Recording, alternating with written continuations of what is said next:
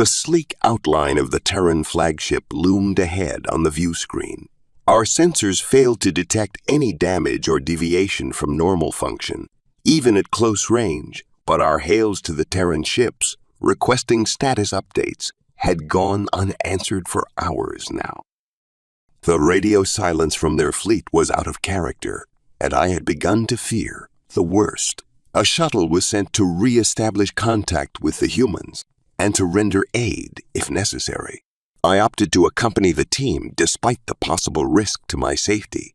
It was uncommon for a high-ranking officer like myself to partake in a rescue mission, but I felt as if I owed them my presence. I figured if the roles were reversed, Commander Rykov wouldn't be watching from the sidelines. He would be helping in any way he could. What could have caused the Terrans to cease all communications without any explanation? It wasn't totally unexpected that something had gone wrong with the plan, of course.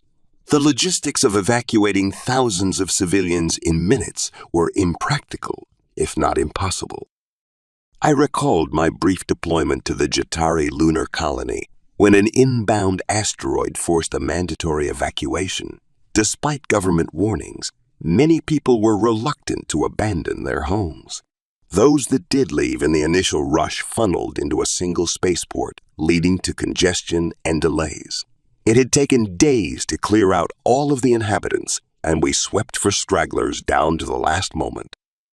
From my experience, the only hope of completing the mission in the time allotted was divine intervention. Yet Commander Rykov seemed so confident and had brushed off my objections as if they were trivial.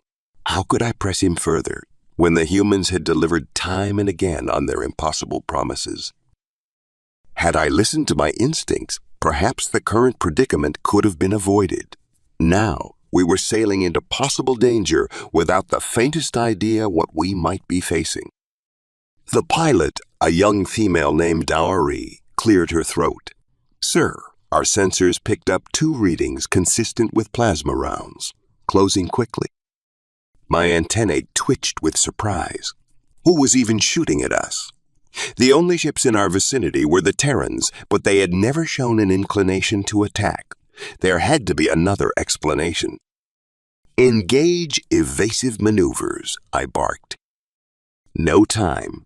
She pressed a few buttons, likely diverting all power to shields. Brace for impact. Best case scenario, the shuttle would sustain heavy damage. This small clunker wasn't designed to take direct hits from a railgun. Worst case, well, we'd all be dead. The next few moments stretched on for what felt like an eternity, and as my anxiety swelled, I struggled to maintain my composure. My instinct screamed at me to do something, even if it were futile. Nothing was worse than waiting, helpless to avert your demise. "Sir, the rounds missed us narrowly," Dowry said. "Angle was any lower, they would have clipped the shields." Relief flooded through my veins, followed by confusion. What? I'm not complaining, but we shouldn't have been a difficult target. Where did the shots come from? "The Terran flagship," she replied. No, that's impossible. The only vessels in the area were human, but I still couldn't believe that they would fire on us. They must be hacked by the Eye. Or maybe they were hijacked. We have to help them immediately. Dowry shifted, looking uncomfortable. With respect, I doubt that's the case. There was no distress signal, no signs of a breach, and no change in computer functions. I don't understand. I don't know why either, sir, but maybe the speaker was right. Right about what? A species that aggressive will attack just for the hell of it. We never should have trusted the humans. My mind was reeling. The evidence indeed pointed to the Terrans acting of their own volition. Dowry was correct. I would never ascribe to the speaker's ideas on aggression, given that she had directed them at my own species in the past. But her warnings that the humans would turn on us were prophetic in light of the current situation. Perhaps they were just using me to gain access to the stealth ships all along. Once I had fulfilled that purpose, they had no reason to pretend to be allies any longer. While that explanation made sense, given the circumstances, it didn't ring true in my mind. These were people that just yesterday I considered friends that I would have entrusted with my life. I don't know whether I was just being stubborn, but I still found myself seeking another answer. "How will we respond, sir?" Diary broke the silence. "They fired at us, which is a declaration of war. Under rules of engagement, we are authorized." "They don't miss," I stated. She seemed mystified by my comment. "Clearly, they did miss, sir. Not by much. There's a first time for everything." "I don't think they ever meant to hit us." I narrowed my eyes. "If they wanted us dead, we'd be dead. Hail the Terran ships again." "But, sir, I don't think." "Your objection is noted, Diary. Now carry out my orders at once." If the humans didn't answer this time, I wasn't sure what to do. It was obvious that something had changed during the course of their mission. I needed to know what happened before we ended up in a dogfight with the galaxy's premier military power. Commander Rykov appeared on screen.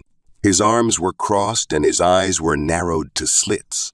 Judging by his expression, if we were meeting in person, he would have tried to punch me in the face. I had no idea what I had done to merit such hostility. I tried to placate the human with a friendly smile. "There must be some sort of misunderstanding, because I'm pretty sure you just shot at us." His scowl deepened. "That was a warning shot. The next one is getting buried in your hull. Orders be damned. Leave now." "We just came to help," I protested. "We were worried about you." "Really? That's why you sabotaged the ships," Rykov scoffed. "That's ridiculous. I did no such thing." "I guess you thought we wouldn't recover the ships after it shot them down. It's plainly obvious from the computer logs that there was a remote override of their stealth protocol by someone with level 9 clearance, which is only held by the highest-ranking Federation general." I was stunned by what I was hearing. The humans believed that I, their most ardent supporter, had disabled the Vortex ships. Never would I do such a thing. But if they had evidence to back that conclusion, I wasn't sure how to persuade them. This had to be some sort of setup. "Listen, it wasn't me. We can figure this out together," I pleaded. The commander shook his head. "Save it. 3 of my men died because of you. We should kill you. But us shooting down a Federation ship is just the thing Ula needs to throw us out." A gasp escaped my lips as realization dawned on me. Ula. She has level 9 clearance, too. Wait.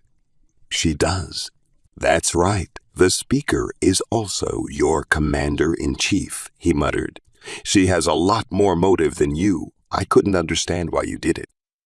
I know she hates your kind, but I can't believe she would stoop that low. She's a fanatic. I know the type. She believes she's doing what's right, and that makes her dangerous. It was evident the speaker had meant to pit the fleet and the humans against each other, and frighteningly enough, it almost worked. Her actions jeopardized the safety not only of the Terrans, but of her own forces and the Devourer civilians as well. Anger simmered inside of me at the thought of confronting her. I wasn't sure what we would do, but holding her accountable was now my highest priority. She's dangerous to all of us as long as she's leading the Federation. Please, unless you still want me to leave, let us help. Ula needs to pay. We'd graciously accept your assistance and welcome you aboard the flagship. Our differences with the humans had been smoothed over, which was a relief. But I couldn't say the ease with which Rykov accused me of betrayal didn't sting, especially after the recent trials we had faced together. Clearly, the trust I bestowed in him was not a mutual feeling. "We'll dock right away," I replied. "But first, you really thought I would sabotage you, get your people killed?" The commander offered a sad smile.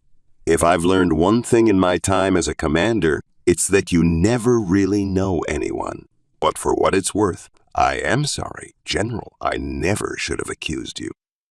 My bitterness dissipated as I saw the glint of wetness in his eyes. A pang of pity stabbed through my heart as I realized the poor man didn't trust a soul. Expecting his confidence after being acquainted for mere days was perhaps too much to ask.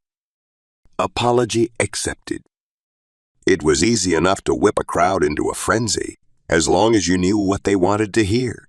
The people who turned up to my rally today were a fearful bunch. The battle footage revealed the Terrans for charlatans they were, and their centuries. Long deception would not be forgotten by the masses. They had festered within our ranks, scheming, manipulating our politics to unknown ends, propagating their vile culture. A species as warlike as humanity was like a tumor, consuming all that was natural and good, lest it be excised. I had faith that the people could recognize the monster lurking in their midst. My speech today was just giving the citizenry the push they needed. If the commoners directed their anger at the humans, it would force their hand. Terran soldiers striking down civilians on the street would play well in the media, and combined with the news of the Devourer massacre that would be coming in at any moment, the outcry might be enough to oust them from the Federation. When I was a young girl, humanity was a species noted in our civics class as the greatest diplomats. The peacekeepers. I paused, my gaze sweeping over the crowd. But recently, we learned that was all a lie. They are brutal, bloodthirsty. They are not like us, and they do not share our values. The values that hold our Federation together. A few cheers rippled through the assembly, but most onlookers looked anxious. That was exactly the sort of sentiment I hoped to evoke. There was no more powerful motivation than fear. I knew I had their rapt attention and that they would hang on my every word. My friends, rest assured, I share your shock and confusion at the news. But of this I am certain. We must act now. Humans prowl our streets, and it is a matter of time until they give in to their instincts. How many of you have welcomed one into your homes? Sent your children to school with one? Horrified expressions, agitated murmuring. This was the response I had hoped for. Most of the people here had had contact with a Terran at least once. Undoubtedly, some listeners would be hesitant to judge humanity, but a reminder of the mortal danger humans represented should scare some sense into them. "What are we going to do? What are you going to do?" My voice dropped to a low growl. "Say it with me, loud enough for them to hear you all the way back on Earth. Humans are not welcome here." "Humans are not welcome here," the crowd shouted. A smile stretched across my face. That's a beautiful sound. Now the Terran embassy is on this very street, mere minutes from here. It defiles our capital with its presence. Why don't you make your voices heard down there? Let's go take back what's ours. Cheers of agreement came in response, and I watched with content as the people turned their sight on the gated complex down the road. It was no accident that I had selected an outdoor venue for this event, mere minutes on foot from the Terran embassy. There would be no time for the humans to prepare. An angry mob numbering in the thousands would overrun their security quickly, and then they would be forced to take more drastic measures.